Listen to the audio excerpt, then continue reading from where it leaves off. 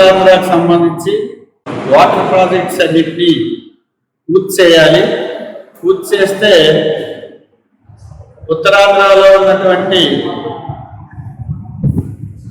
రైతాంగానికి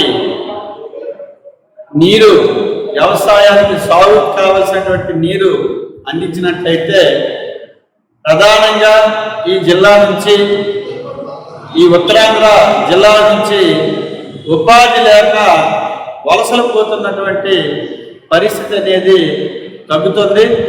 ఇక్కడ ఉపాధి, వ్యవసాయ రంగంలో ఉపాధి కలగాలి అంటే ఇప్పుడు ఏదైతే ప్రాజెక్టులు పూర్తి కాకుండా ఉన్నాయో వాటన్నింటినీ పూర్తి చేయాలి. ప్రధానంగా వంశధార 2వ దశ ప్రాజెక్ట్ అనేది పూర్తి దశకి చేరుకున్నది.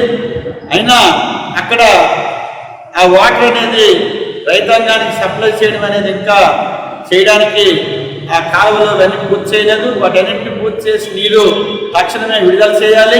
అలాగే అప్షోర్ ఎత్తిపోతల పథకం అనేది రాజశేఖర రెడ్డి గారు మొదటి ఉమ్మడి రాష్ట్రంలో మొదటిసారి ముఖ్యమంత్రి అయినప్పుడు శంకుస్థాపన చేశారు. తర్వాత మరలా ముఖ్యమంత్రులు శంకుస్థాపన చేయడమే మిగిలింది తప్ప దాన్ని పూర్తి చేయలేదు. ఇప్పుడు కూడా ఈ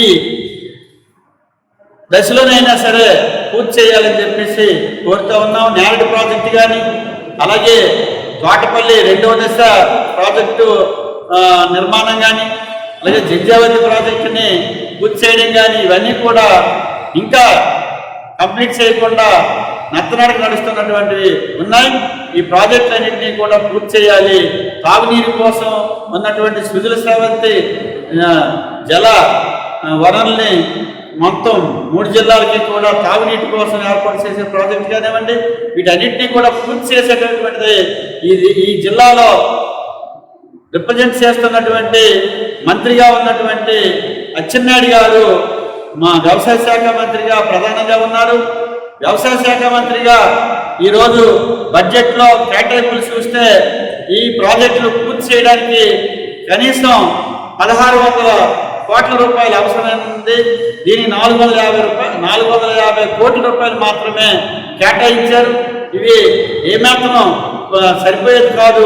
కాబట్టి వ్యవసాయ బడ్జెట్లో కేటాయింపులు చేసి మంత్రి గారు ఆ రకంగా ఉత్తరాంధ్ర అభివృద్ధికి తోడ్పాటు అందిస్తారని చెప్పి ఉత్తరాంధ్ర నుంచి, ఈ జిల్లాల నుంచి వెళ్ళిపోయేటటువంటి ప్రధానమైనటువంటి ఉపాధి లేకుండా వెళ్తున్నటువంటి కార్మికులు, రైతులు వాళ్ళందరినీ కూడా నివారణ చేయాలనుకుంటే ఈ రాష్ట్రంలో ఈ ఉత్తరాంధ్రలో ఉన్నటువంటి వాటర్ ప్రాజెక్ట్స్ అన్నింటినీ కూడా పూర్తి చేసినట్లయితే అందరూ కూడా ఆదాయాలు పెరుగుతాయి. పంటలు పండించుకోవడానికి కలిగినటువంటి దానికి సంబంధించినటువంటి మానవ వనరులు ఉన్నాయి. కాబట్టి రైతాంగం ఆ రకంగా సిద్ధపడి పనిచేయడానికి సిద్ధంగా ఉన్నారు. కనుక వాళ్ళందరికీ కూడా ఉపాధి కలిగేటటువంటి చేసినట్లయితే వాళ్ళ ఆదాయాలు పెరగడం ద్వారా వాళ్ళ కొనుగోలు శక్తి పెరుగుతుంది. ఈ రకంగా అభివృద్ధి అనేది ముందుకు వెళ్తుందని చెప్పి మేము భావిస్తూ ఉన్నాం. కాబట్టి ఉత్తరాంధ్ర అభివృద్ధి జరగాలి అంటే, నిజంగా అభివృద్ధి జరగాలంటే వాటర్ ప్రాజెక్ట్స్ అన్నింటినీ కూడా మంత్రి గారు పూర్తి చేయాలని చెప్పేసి కోరుతున్నాం.